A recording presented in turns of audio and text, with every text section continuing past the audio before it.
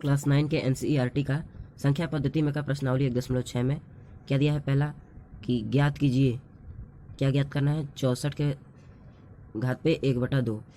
तो इसको ज्ञात करने के लिए एक सूत्र होता है, यहाँ पर देखिए बुक में ही दे दिया है। तो उसी तरह हल करते हैं पहला सवाल।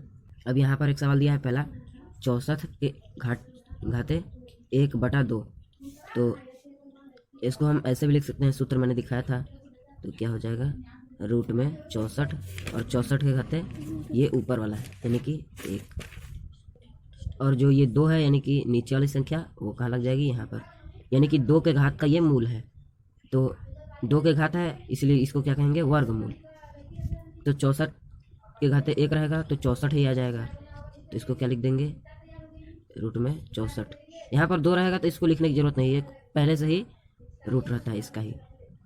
अब यहाँ 64 हो गया तो इसका रूट करना है, तो इसके लिए क्या करेंगे, 2 का जोड़, यहाँ 2 लिखा है यानी कि 2 का जोड़ा बनाकर एलसीएम लेंगे। जैसे हम यहाँ पर एलसीएम लेते हैं 64 का,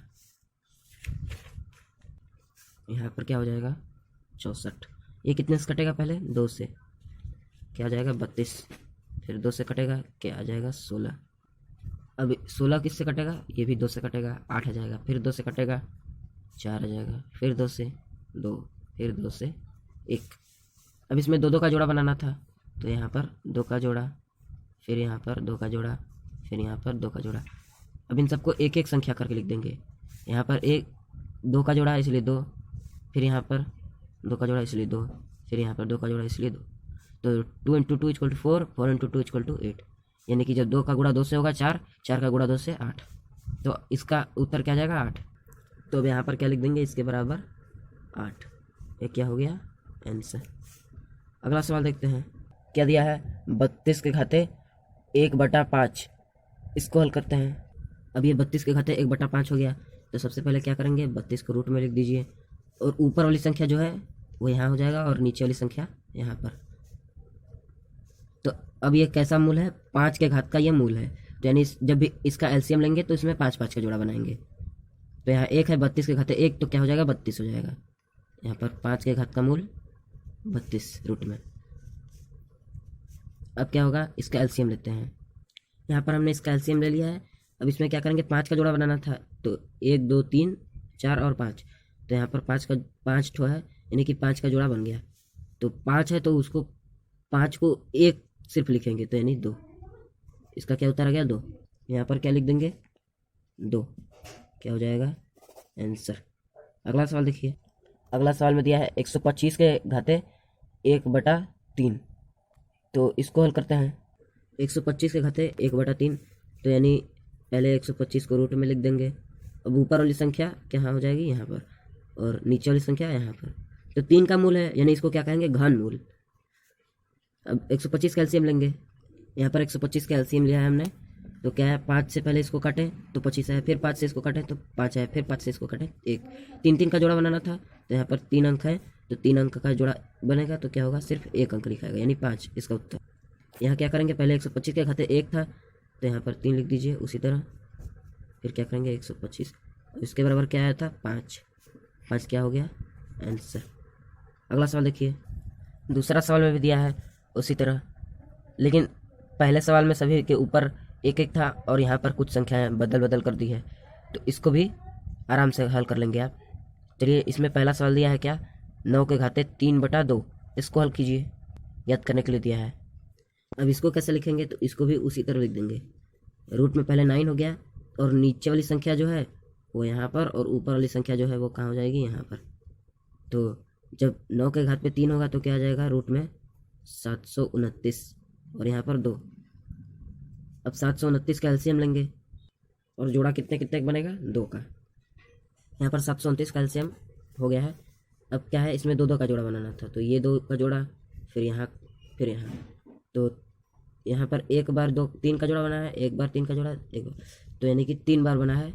3 × 3 × 3, इसके बराबर क्या हो जाएगा, 3 × 3 = 9, और फिर 3 × 3 = 27। यानी कि 3 का गुणा जब 3 से होगा तो 9, 9 का गुणा जब 3 से होगा तो 27। तो यानी यहाँ पर क्या हो जाएगा, इसका उत्तर 27 आंसर। दूसरा सवाल देखिए। 32 के घाते 2/5, इसको हल कीजिए। दूसरा सवाल दिया है 32 के घाते 2/5। क्या करेंगे, फिर से 32 को रूट में ले लीजिए। अब क्या करेंगे, ऊपर वाली संख्या को यहाँ लिख देंगे, नीचे वाली संख्या जो है वो कहाँ हो जाएगी, यहाँ पर। अब 32 का स्क्वायर करेंगे तो क्या आ जाएगा, 1024। अब ये 5 को इसी तरह यहाँ लिख देंगे, इसका स्क्वायर किया तो 1024 आ गया। अब इसका एलसीएम लेंगे और 5 का जोड़ा बनाएंगे। यहाँ पर हमने एलसीएम ले लिया है 1024 का, तो इसमें 5 का जोड़ा बनाएंगे तो 1 2 3 4 और 5। यहाँ पर ऐसे 5 का जोड़ा बन गया।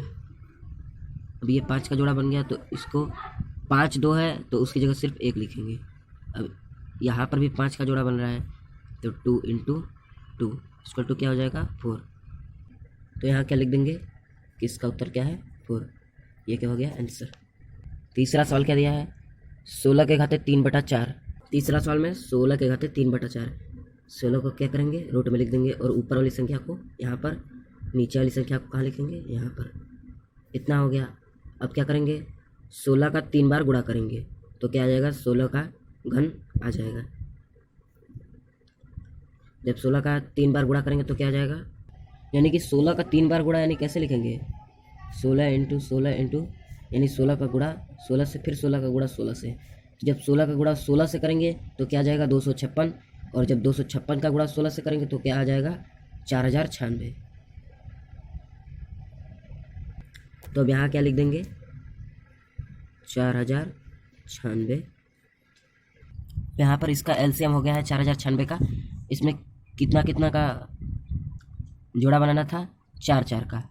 तो यहाँ पर इतना 4 हो गया, यहाँ से यहाँ तक का इतना, फिर यहाँ से यहाँ तक का 4 का जोड़ा, फिर यहाँ से यहाँ तक का 4 का जोड़ा। 3 बार 4 का जोड़ा बना तो 2 को 3 बार लिखेंगे।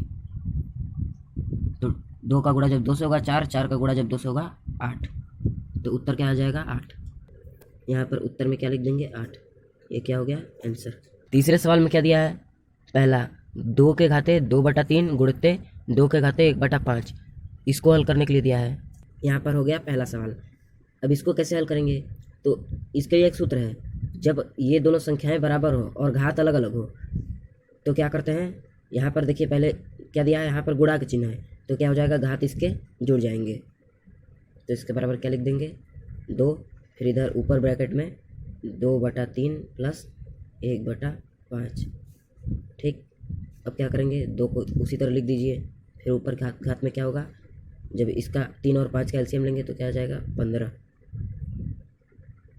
अब 3 से 15 को काटिए तो कितना आ जाएगा, 5। 5 का गुणा ऊपर वाले से होगा 2, 2 से तो क्या आ जाएगा, 10। फिर 5, इस 5 से 15 को भाग दीजिए तो क्या आ जाएगा, 3। 3 का गुणा ऊपर वाले 1 से होगा तो क्या आ जाएगा, 3। तो 10 3 13, 13/15। क्या लिख देंगे उत्तर में, 2 के घात पर 13/15। ये क्या हो गया आंसर। अगला सवाल दिया है 1/3 के घात पे 3, फिर पूरे के बटे मतलब पूरे के बटे पे 7, 7 का घात मतलब 7, ये घात में आएगा सभी के। ये हो गया दूसरा सवाल। अब इस 7 के घात को इन दोनों संख्याओं पर रखेंगे तो क्या आ जाएगा, 1 के घात पर 7 और 3 के घात पर पहले से ही 3 है तो इस 3 से इसका गुणा हो जाएगा तो 7 3 21, 3 के घात पे क्या हो जाएगा, 21। अब इस 1 के घात पे कितनी भी संख्या हो लेकिन उत्तर क्या आता है, सिर्फ 1। अब इसके नीचे क्या लिख देंगे, 3 के घात पे 21। अब आपने कभी सुना होगा कि किसी भी संख्या के ऊपर 1 आ जाता है, यानी 1 के बटे कोई भी संख्या हो तो उसका उल्टा हो जाता है। तो जैसे ये 3 के घात पे प्लस में 21 है तो ये क्या हो जाएगा, 3 के घात पे माइनस में 21। ये क्या हो जाएगा आंसर।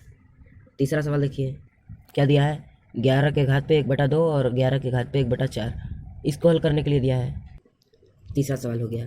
अब इसको हल करने के लिए क्या करेंगे कि जब अगर ये दोनों संख्याएं समान हो और भाग में दिया हो तो क्या होता है, इसके घातों का ऋण हो जाता है, यानी कि ऊपर वाले संख्या से, ऊपर वाले घात से नीचे वाले घात को घटाएंगे। तो यहाँ क्या लिख देंगे, 11 के घात पे 1/2 माइनस 1/4। इसको हल करेंगे तो क्या आ जाएगा, 2 और 4 का एलसीएम 4। जब 2 से 4 को भाग देंगे तो क्या आ जाएगा, 2। 2 का ऊपर वाली संख्या से गुणा होगा, कितना आ जाएगा, 2। अब 4 का 4 से भाग देंगे 1, तो 1 का गुणा ऊपर वाली संख्या से कितना आ जाएगा 1। 11 को उसी तरह लिख देंगे। अब इसके घात पर क्या हो जाएगा, 2 में से 1 घटेगा 1, 1/4, तो उत्तर क्या आ गया 11 के घात पे 1/4। ये क्या हो गया आंसर। आखिरी सवाल यानी चौथा क्या दिया है, 7 के घात पर 1/2 और 8 के घात पर 1/2। ये हो गया चौथा सवाल। जब देखिए घात समान हो और संख्या असमान यानी अलग अलग हो तो क्या होता है कि संख्याओं का गुणा हो जाएगा और घात वही रहेगा। तो 7 8 56, 56 हो गया। अब इसके घात पर वही हो जाएगा 1/2। ये हो गया आंसर।